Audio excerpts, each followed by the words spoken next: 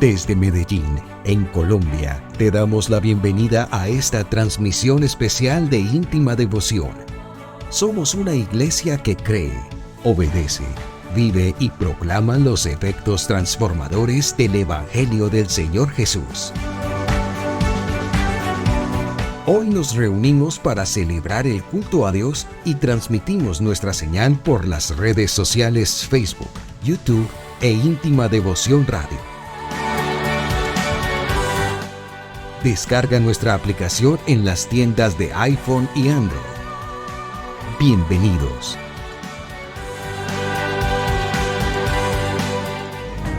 Año 2024. Viviendo para Jesús.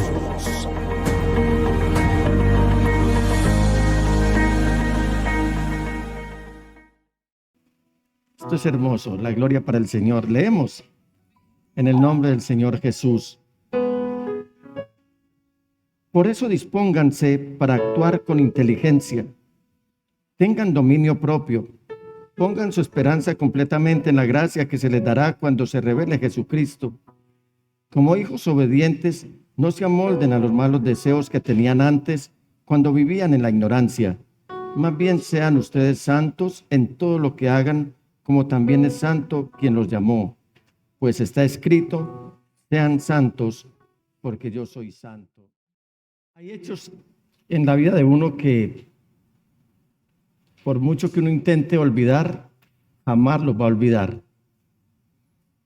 Una cosa es no recordar y otra cosa es olvidar. Pero mientras preparaba este mensaje para esta noche, el cual he titulado La verdad sobre la Pascua, esta verdad sobre la Pascua hará que mi vida siga siendo igual. Entonces estaba diciéndole al Señor, Señor, ayúdeme, como siempre lo hago, para preparar este alimento. Y en ese momento empecé a meditar en un hecho que nunca voy a olvidar. Y es en un momento en el que transitaba con mi esposa y mis dos hijos aún adolescentes. Digamos que estaban entre niños y adolescentes. Íbamos por una de las calles de la ciudad. Ellos iban tranquilos en la parte de atrás del automóvil. Cuando el semáforo se puso amarillo y estábamos cruzando precisamente en una intersección muy concurrida. ¿Y saben qué hice, hermanos? ¿Qué hacen ustedes cuando el semáforo está en amarillo, los que conducen? Sí es cierto. Sí.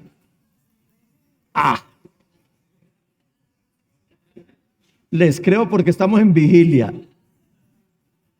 Bueno, gracias a Dios, porque ¿saben yo qué hice?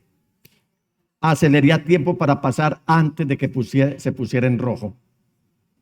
Entonces uno de los hijos, no recuerdo cuál, me miró y con perfecta inocencia preguntó, papá, ¿el amarillo significa acelerar? Dije, claro que sí, cariño. No, fue una broma. No dije eso, no le respondí nada, pero sentí mucho remordimiento. Y como discípulos tiene el maestro, mis hijos hoy día no se cruzan un semáforo en amarillo ni a palos, aún pagando el precio que la persona que viene conduciendo su automóvil detrás de ellos los insulte verbalmente o a veces con el pito. ¿Alguno lo ha insultado a alguien aquí con el pito? Mucho, ¿cierto? Y ellos dicen, no importa, y aún el riesgo que se tiene de que el otro vehículo se le venga a uno encima. Pero no se pasan un semáforo en amarillo ni a palos. ¿Sí o no, pastor? De vez en cuando yo voy conduciendo, todavía recuerdo este episodio, y soy como con esa tentación, me pica el pie por acelerar, y soy como con esas ganas, todavía tengo tiempo, apenas acaba de pasar de verde a amarillito, y todavía me da tiempo, y no, mejor paro. Eso sí, me fijo primero por el retrovisor, que el otro desprevenido no venga muy cerca a mí. Hermanos amados, iglesia, ¿qué diferencia marcan esas y otras cosas en su vida? Una vez veníamos varios hermanos de un culto y vimos como uno de los diáconos de la iglesia, ya casi ya rayando en rojo, se pasó ese semáforo. Y recuerdo que el pastor lo llamó y le dijo: hey, cuidado, no vuelvas a hacer eso. Eso me había quedado a mí de un tiempo pasado en el que por algunas razones tenía que conducir. En esa época no había cámaras de seguridad, no había cámaras de fotomulta ni nada. Y por algunos asuntos que son muy personales y que no cabe mencionarlos ahora, yo me pasaba hasta los semáforos en rojo. Pero ese día llevaba 2 frágiles criaturas, las cuales empecé a ver que estaban creciendo y que para mí ya era una vergüenza que ellos me llamaran la atención. Como me lo dijo, no recuerdo si fue Claudia, fuiste tú. Me dijeron: papá, es que el amarillo significa acelerar. Y no son pocas las ocasiones en las que hemos compartido con ustedes acerca de la verdad del Evangelio.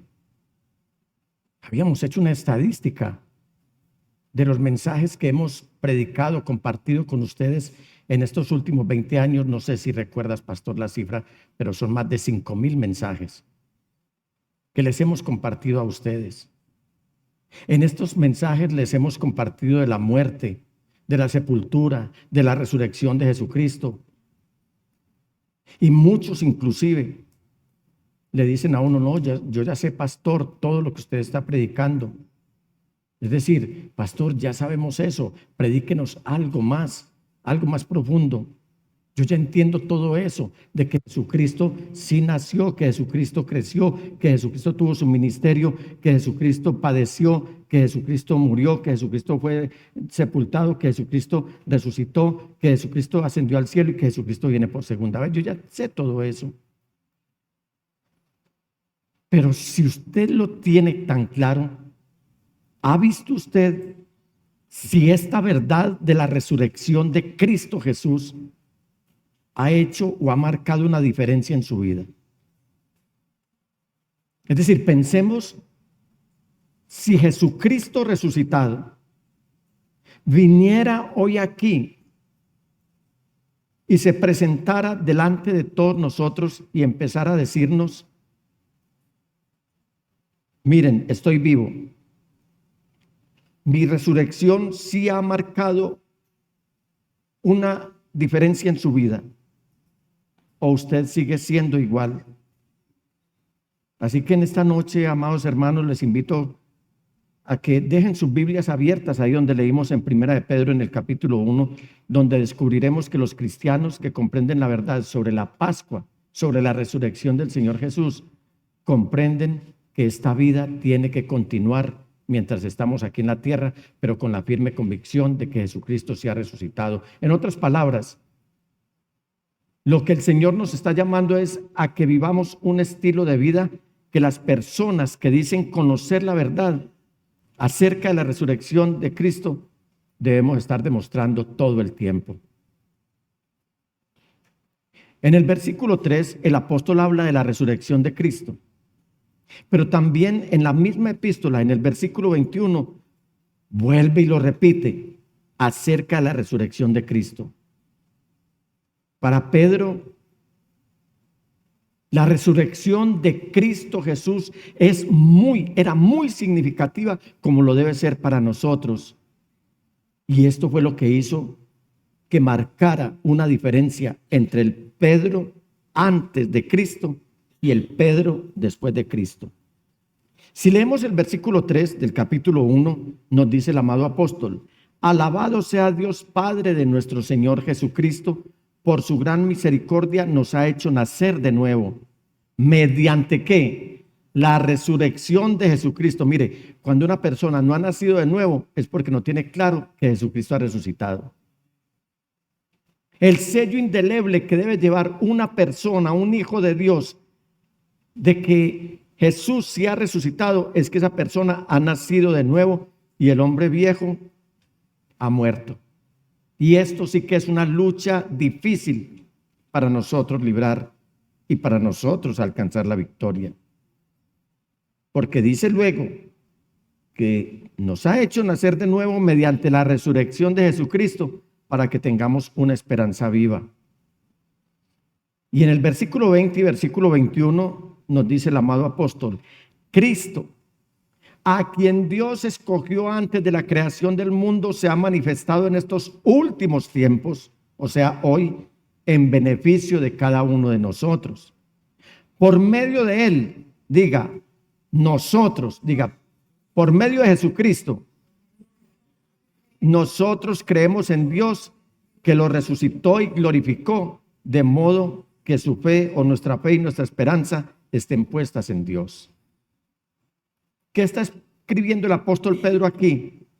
Lo que está escribiendo es simple y llanamente para decirnos que un cristiano original, un cristiano genuino, no es alguien que está satisfecho con escuchar acerca de la Pascua o de la resurrección, o con salir a una procesión el día del resucitado, el domingo de resurrección, sino que el cristiano verdadero está demostrando la verdad de la resurrección de Cristo, y esa única manera con la que demostramos que Cristo se ha resucitado es que hay vida nueva después de que nosotros tengamos firme esta convicción. Y para el apóstol Pedro, el principio de la vida después de la resurrección o de la Pascua que conocemos, no se trata tanto de lo que hacemos en la iglesia, sino de lo que estamos haciendo afuera de la iglesia. Y de verdad que la mayoría de nosotros somos proclives a ser unos en la iglesia y otros fuera de la iglesia. Parecemos como el camaleón, vamos cambiando de color de acuerdo al medio ambiente donde nos encontremos. Y Jesucristo resucitó para todos. Y uno de los muchos cambios que deben producirse después de comprender y aceptar que Cristo Jesús sí ha resucitado, entre otras cosas, ¿quiénes sí creen que Jesucristo ha resucitado? Hoy lo hemos cantado. Y lo cantamos con todo nuestro espíritu, con todas nuestras fuerzas. Porque Él es el único que nos puede ayudar. Él probó la muerte, pero es el único que resucitó. Y si esa realidad está causando un efecto en nuestra vida, entonces lo primero que debemos hacer es actuar con dominio propio y no dejarnos llevar por las emociones. Actuar con dominio propio, no con demonio propio, sino con dominio propio. Y no dejarnos llevar por las emociones. ¿Cuántos son emocionalistas aquí? Ustedes solos. Y yo también. Y a veces uno dice unas barbaridades que lo llevan a uno a hacer barbaridades.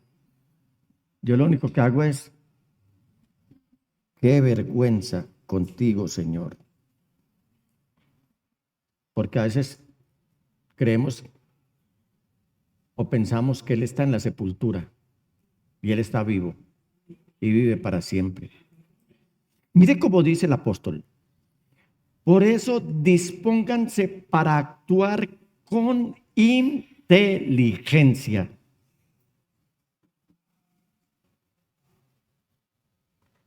¿Qué es inteligencia? Es no practicar el mal. Esa es la inteligencia de la cual el apóstol nos está hablando aquí.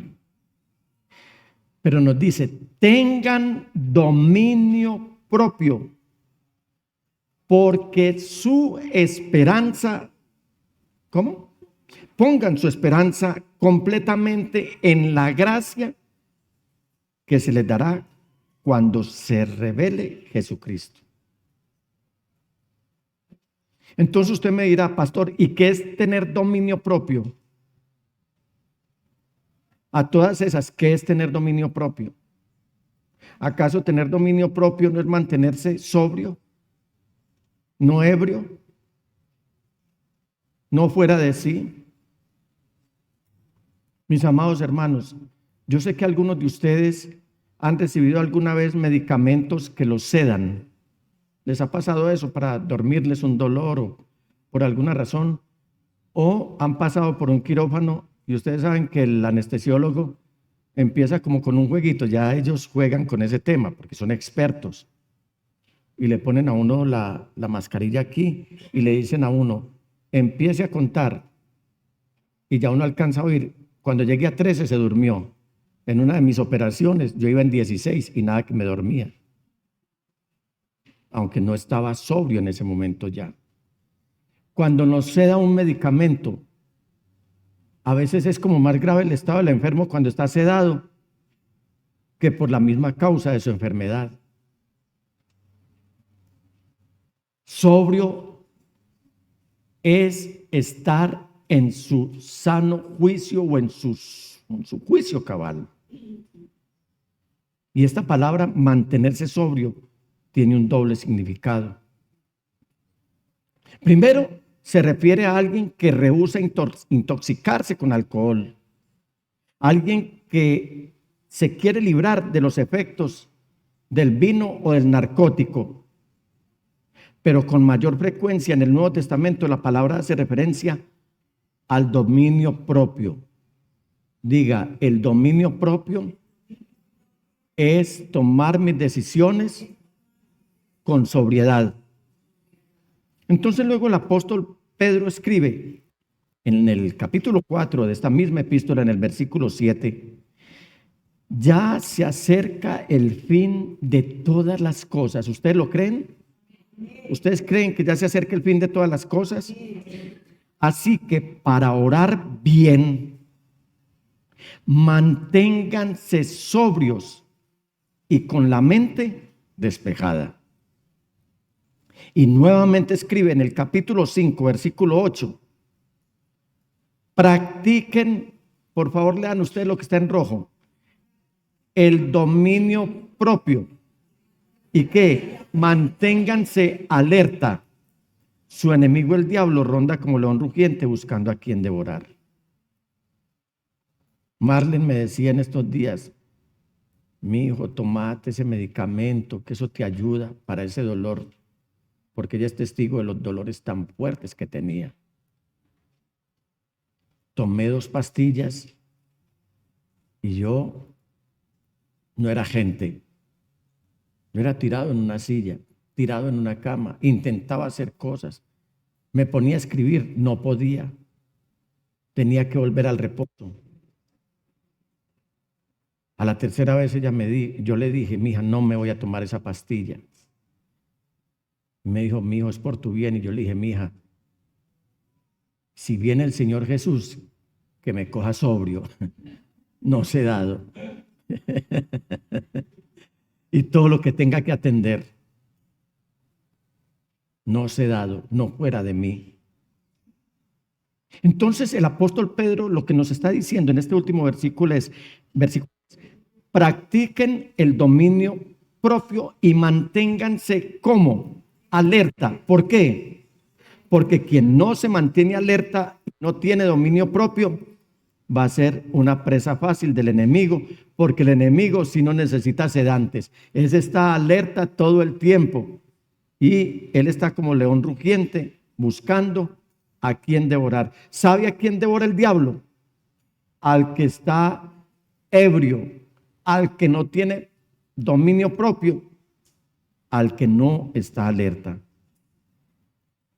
Y yo admiro mucho la escritura de este apóstol porque según la Biblia él no era versado. Él no tenía ningún conocimiento de la escritura ni de escritura y aparentemente no sabía leer.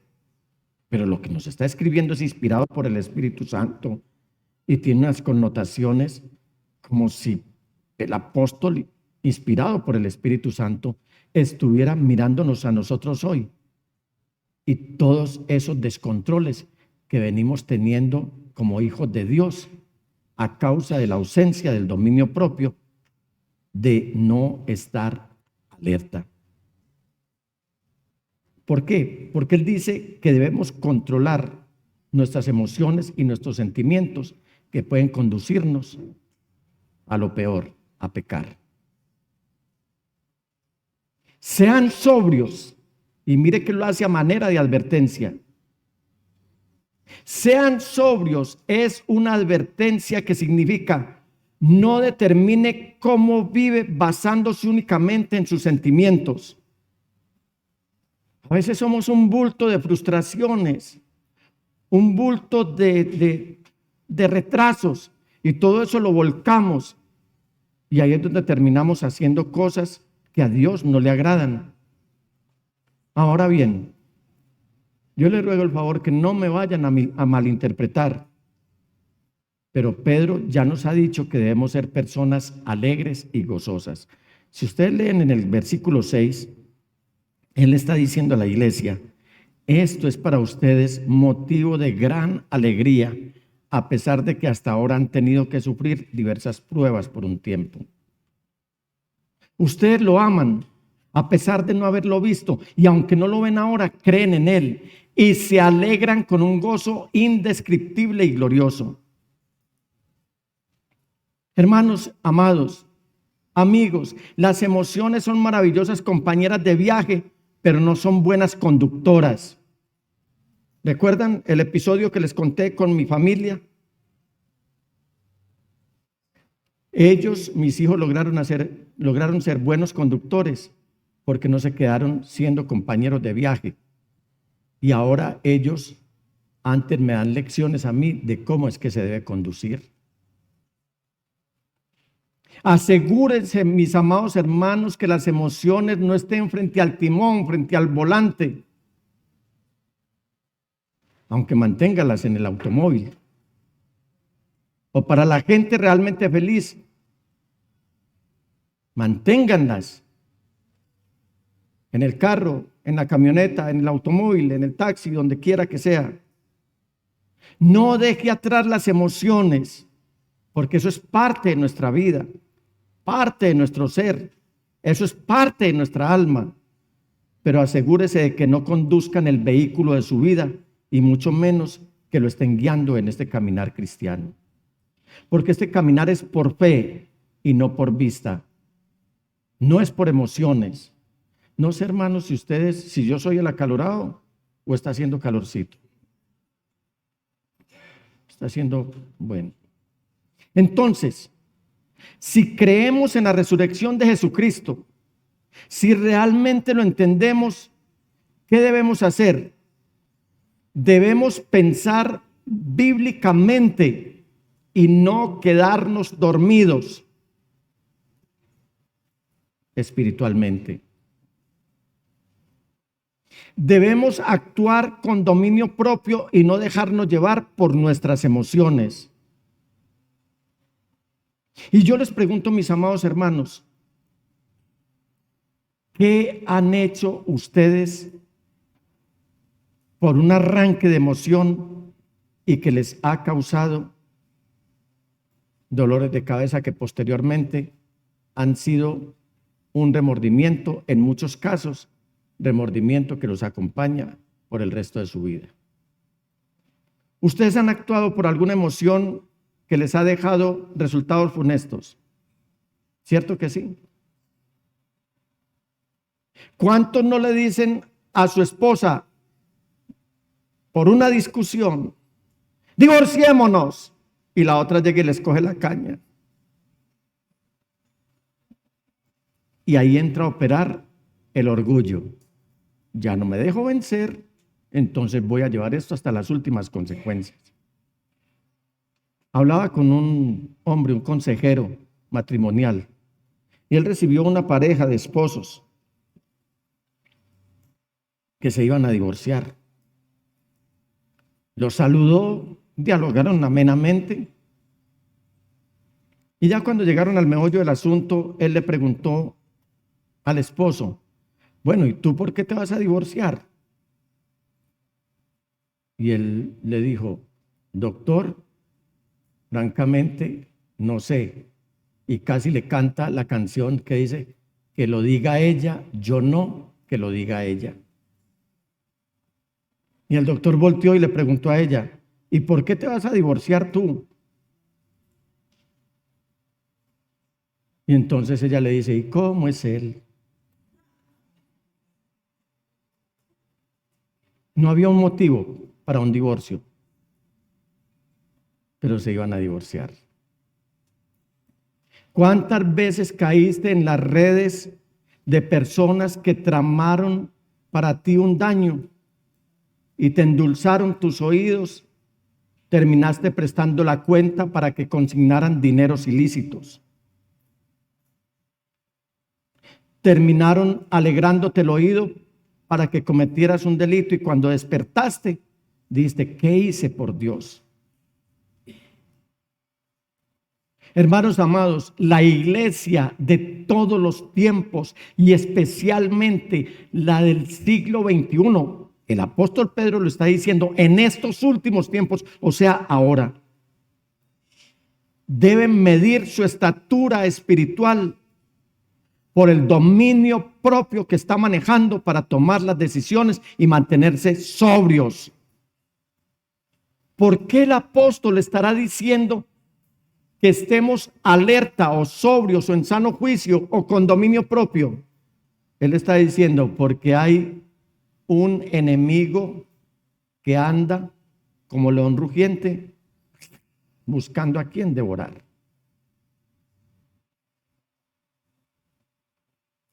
Hoy hay muchas vidas destruidas. Y destruidas no solamente por heridas físicas, sino por tratamientos psicológicos y también por palabras hirientes. Díganme quién recoge una palabra después de haber herido a la persona que dice amar. Porque te quiero, te aporrio. Hay una canción muy antigua que dice, herimos sin querer. Y después salimos a hacer reclamaciones porque la respuesta que estamos recibiendo después de haber sido los causantes de una herida. Iglesia, debemos caminar por fe. Y para caminar por fe, mire, la fe es fruto del Espíritu Santo y es regalo del Espíritu Santo a la vez. O sea que es una virtud. Y si caminamos por fe, estamos caminando guiados por el Espíritu Santo. Porque la fe es para vivirla aquí. Y la esperanza es una fe que nos permite esperar lo que no vemos. Otro de los muchos cambios que deben producirse después de comprender y aceptar que Cristo Jesús sí ha resucitado, que Él es nuestra verdadera Pascua, es que debemos resistir la influencia de la sociedad y no volver a nuestras viejas costumbres. Las tendencias hoy son evidentes, mis amados hermanos.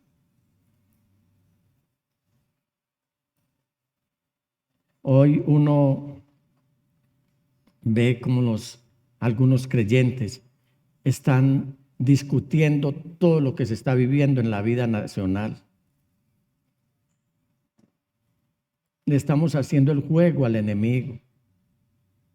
Estamos siguiendo la corriente de este mundo. Nos estamos dejando amoldar por lo que el mundo está pensando. Y entonces salimos a decir, vea, es que nació un país y ¿sabe de dónde nació? Nació de una vaca. ¿Han oído esa palabra por estos días? La vaca. Y estamos intoxicados con todo eso. Los medios de comunicación están agitados porque saben que tienen la mente de la gente atraída y que los tienen enceguecidos. Hermanos, no somos de un reino terrenal. Quien gobierne, y me sumo a las palabras del pastor el domingo, quien gobierne, estos gobiernos están todos bajo el poder del maligno y nosotros no tenemos que ver absolutamente nada con el reino de este mundo. Estaban entrevistando al señor embajador de Colombia en los Estados Unidos, en Washington, el embajador encargado. No recuerdo qué era lo que estaba diciendo, porque os centré mi atención en lo que había a su alrededor. Entonces la toma que le hacía el camarógrafo cubría unos libros de recetas con postres colombianos. Estaba la bandera de Colombia y había varios motivos, el arriero y varias cosas ahí detrás. Y me puse a observar minuciosamente. Él no tenía ni un solo símbolo que identificara al país donde él estaba en ese momento, o donde está representando diplomáticamente a Colombia. No había ni un símbolo de los Estados Unidos ahí. Yo llamé al pastor y le dije, vi esta entrevista y me llamó tanto la atención, porque yo tomé eso como un símbolo que así debe ser la iglesia. Nos debe identificar todo lo que es de Cristo y no las cosas de este mundo, que a veces hacemos alarde de ellas sin ningún escrúpulo en las mismas redes de comunicación. ¿Cuáles son nuestros símbolos? Caminar sobrios, estar alerta, aferrados a las sagradas escrituras con el oído y los ojos y todo nuestro ser muy bien puestos a lo que nuestro Creador nos está diciendo. Pedro está echando mano a una escritura que en varias ocasiones se repite en el libro de Éxodo: sean santos porque yo soy santo. ¿Y sabe por qué yo debo ser santo? Porque la Biblia dice que debo ser santo. Y si la Biblia dice, es porque Dios dice. Y si Dios dice, yo le tengo que obedecer. Yo no soy de este reino, yo no soy de este mundo.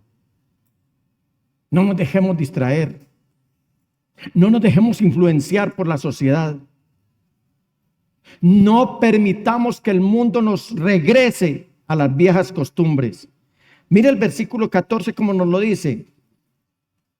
Vamos a leerlo por colores. Lo azul, ¿qué dice? Por favor. Paremos. ¿Cuántos hijos obedientes hay aquí? ¿Cuántos hijos de Dios obedientes hay aquí? Amén. Amén. ¿Qué nos dice a los hijos obedientes el apóstol Pedro? No se amolden, es decir, no se dejen meter en la formaleta, no se dejen moldear por lo que hace este mundo.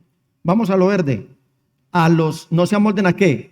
A los malos deseos, lo amarillo, que tenían antes cuando vivían en la ignorancia. En otras palabras, no se deje llevar por el estilo de vida que antes llevaba, pero ahora sabe que es pecado, que es necedad y que es ignorancia. ¿Sabe qué dice este versículo al pie de la letra? No organices tu vida según la lujuria. Palabras más, palabras menos. Eso es lo que está diciendo la palabra del Señor. Nos está diciendo el apóstol Pablo. Ahora, ¿qué es lujuria? Se preguntará usted. Todos sabemos qué es lujuria. Lujuria es el deseo excesivo del placer sexual. Es decir, la lascivia, la concupiscencia. Pero también la lujuria es exceso o demasía en algunas cosas. A veces nos excedemos en tantas cosas. Y aquí la palabra deseos viene del griego epitumia, así como está escrito allí, epitumia. No sé griego, pero es muy parecido a nuestro idioma. Pastor, ¿se pronuncia así? Epitumia, así como está. Diga epitumia. ¿Sabe qué dijo ahí usted? Deseos. Entonces, en este contexto de lo que significa deseos, o sea, epitumia, podemos decir que la lujuria es anhelos prohibidos,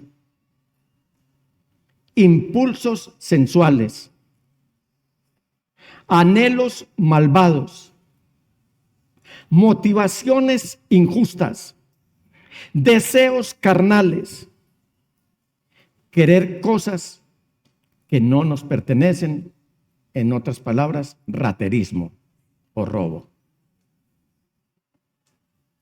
Amado hermano y hermana, ¿cómo es usted cuando las luces ya están apagadas?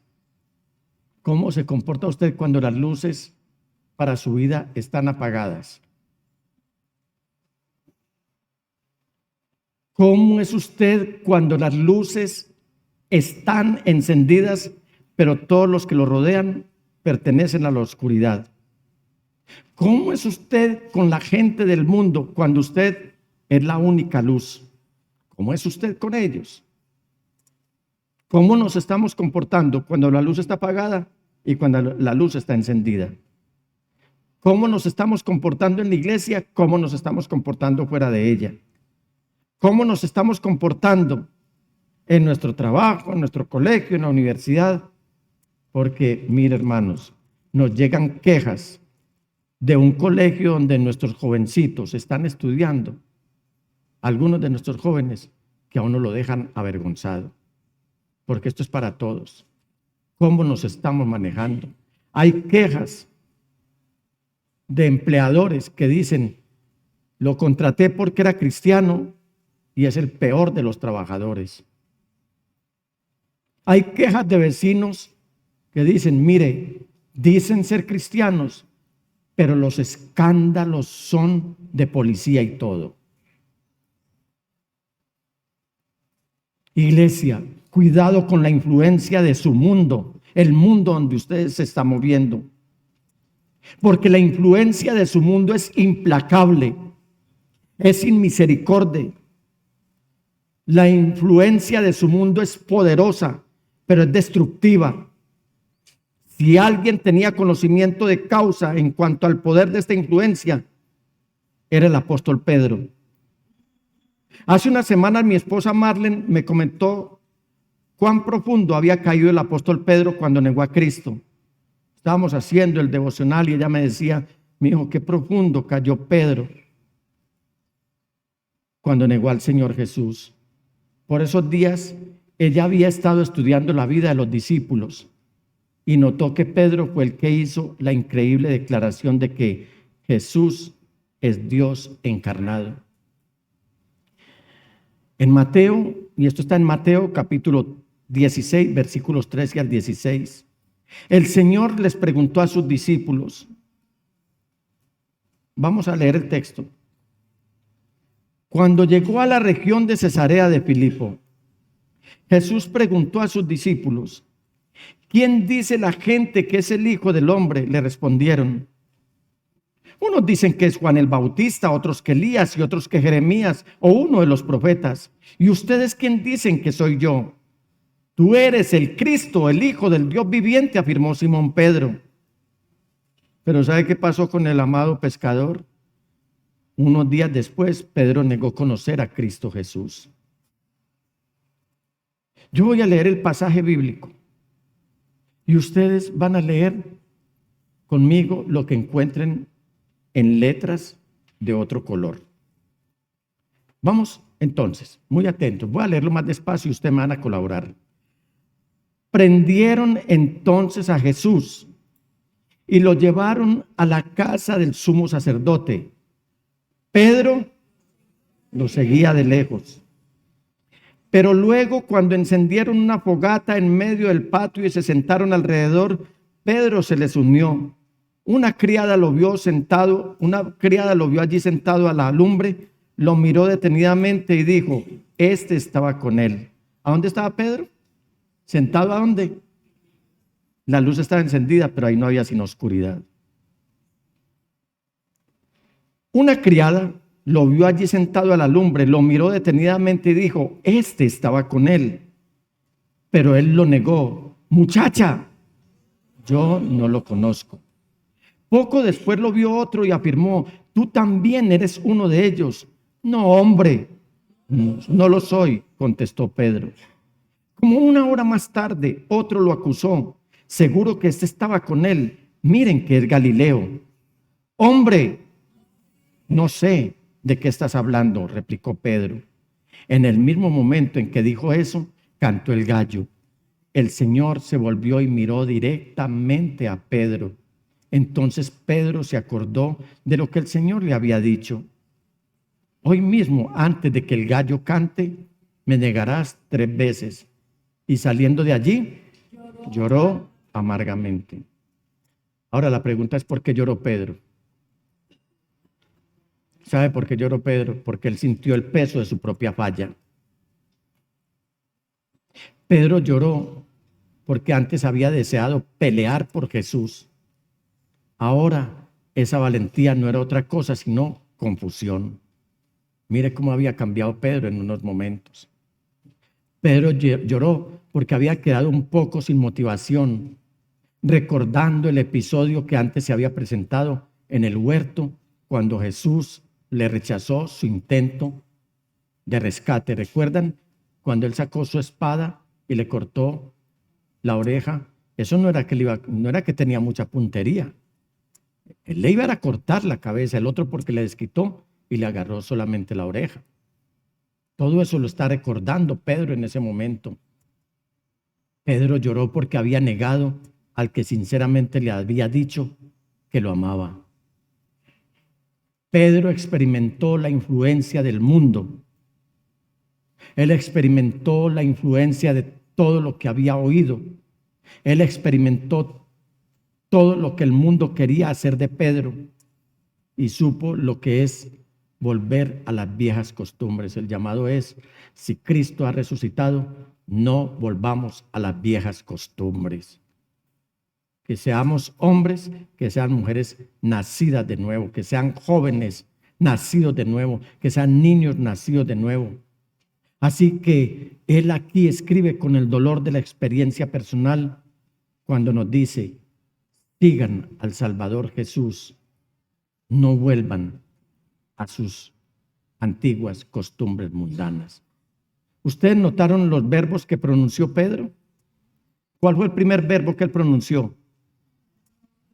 No lo conozco. El segundo verbo, no soy. El tercer verbo, no sé.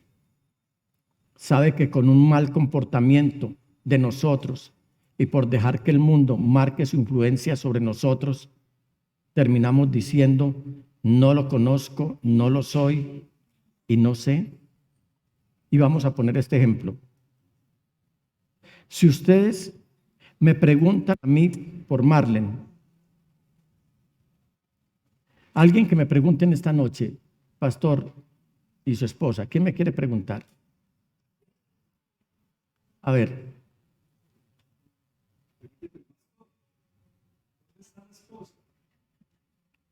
Mi esposa, yo no la conozco. Otro que me pregunte por mi esposa, no soy de ella. Otro que me pregunte por mi esposa, no sé quién es ella. Quien no conoce, quien no pertenece y quien no sabe, no ama. ¿Cuántos aman a Jesús? ¿Cuántos quieren renovar su voto delante del Señor y decirle al Señor, Señor, te he fallado tantas veces a pesar de que tú has resucitado? Señor, me comprometo a partir de este día no dejarme influenciar por las costumbres del mundo. Permitiré tener muy presente que tú sí has resucitado y que ni mis emociones ni las influencias de este mundo van a hacer que yo dé paso atrás.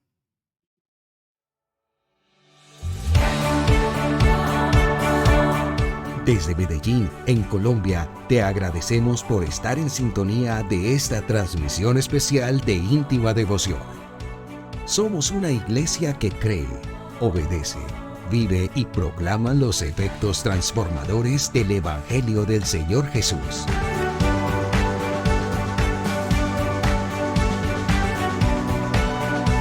Hoy nos reunimos para celebrar el culto a Dios y transmitimos nuestra señal por las redes sociales Facebook, YouTube e Íntima Devoción Radio. Descarga nuestra aplicación en las tiendas de iPhone y Android. Año 2024. Viviendo para Jesús.